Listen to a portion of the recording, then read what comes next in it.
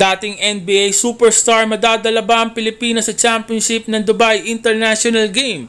Viral ngayon ang 8-time NBA All-Star na si Dwight Howard sa pagperma ng kontrata sa binubuong Philippine team na maglalaro sa Dubai International Scene na mangyayari simula January 19 hanggang January 28. Ayon sa report ng The Athletic ni Sam Charania, isang short team deal lang ang paglalaro ni Howard para sa Pilipinas sa pag-asang muli itong makabalik sa NBA. Bago ang kontrata sa Pilipinas, nag-iensayo si Howard sa Golden State Warriors at sa Detroit Pistons.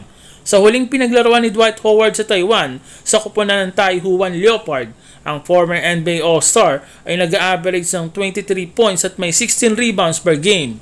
Ang Mighty Sports Pilipinas o Strong Group team na sumasali sa Dubai International Competition ay pamumunuan ni Coach Charles Chu na nakakuha ng championship noong 2020. Ayon sa ilang source, hindi biro ang binabayaran ng Strong PH Team o Mighty Sports Pilipinas makapaglaro lang sa Dubai.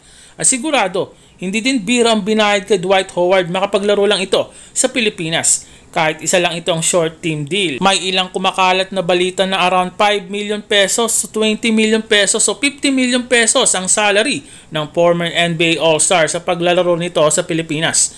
Pero hindi talaga natin sigurado kung magkano ba talaga ang makukuha nito. Pero ang importante ay maglalaro ito sa Pilipinas kasama ang ilang Pilipino player.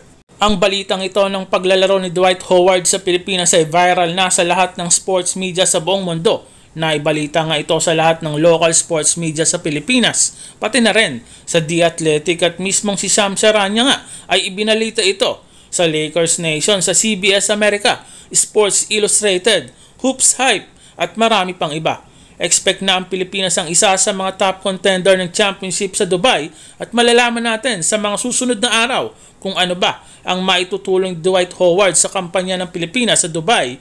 Makuha ba ulit ng Pilipinas ang championship katulad ng nagawa ng Mighty Sports Pilipinas noong 2020 na pinaunahan ng NBA at former PBA import na si Ronaldo Balkman na naka-score ng 25 points. 21 points naman ang nagawa ng former Gilas Pilipinas naturalized player na si Andre Blatch.